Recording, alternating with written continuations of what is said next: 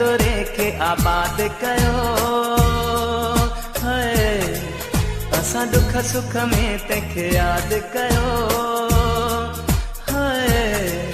असां बेकदुरे खे आबाद कयो, असां दुख सुख में तंहिंखे यादि कयो। सॼी दुनिया चयो वफ़ा कोन कंदुई है। सॼी दुनिया चयो वफ़ा कोन कंदुई, पोइ बि पंहिंजो घर बर्बाद कयो है। असां बेकदुरे खे आबाद कयो है। असां दुख सुख में तंहिंखे यादि कयो।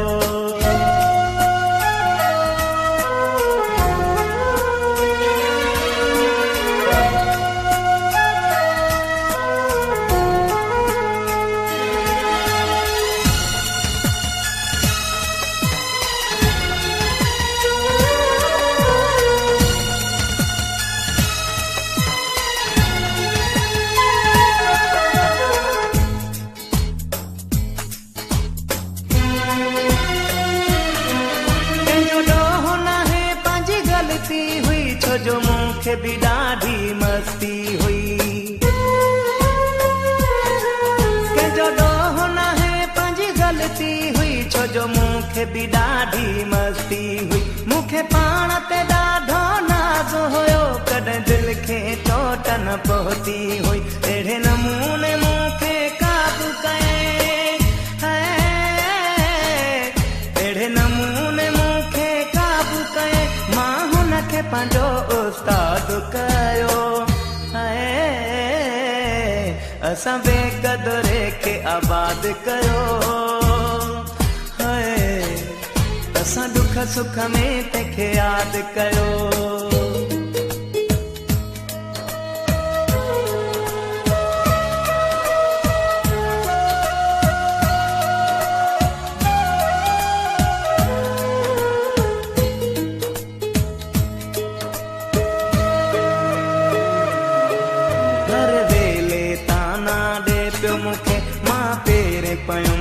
ॾे पियो मूंखे नाराज़ थी नंढड़नि ॻाल्हियुनि ते, काविड़ जी रोज़ छॾे पियो मूंखे।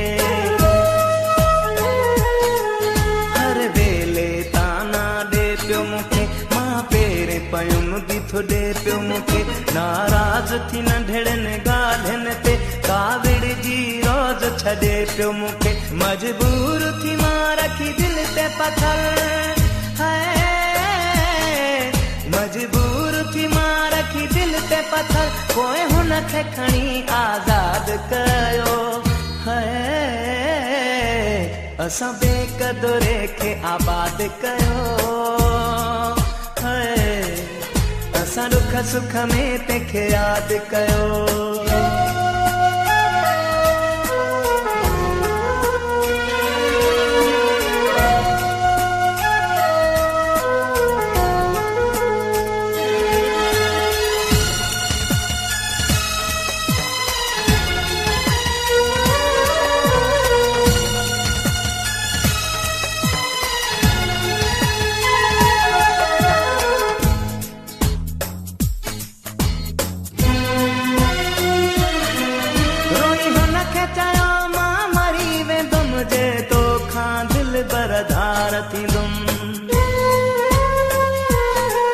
रोई हुनखे चयो मां मरी वेंदुमि जे तोखां दिलि बरदार थींदुमि। हुन मुर्की चयो मोरा संजराणी, मूंखे कुझु न थींदो मां ख़ुशि रहंदुमि। मुंहिंजी अखियुनि में रत जा नीर ॾिसी है।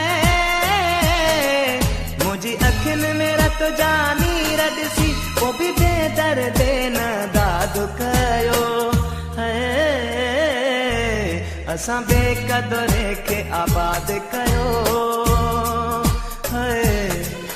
असां दुख सुख में तंहिंखे यादि कयो है।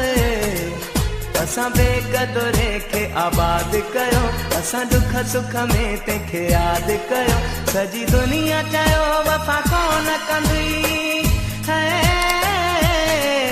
सॼी दुनिया चयो वफ़ा कोन कंदुई, पोइ बि पंहिंजो घर बर्बाद कयो है। असां बेक़दुरे खे आबाद कयो। हाय असां दुख सुख में तंहिंखे यादि कयो।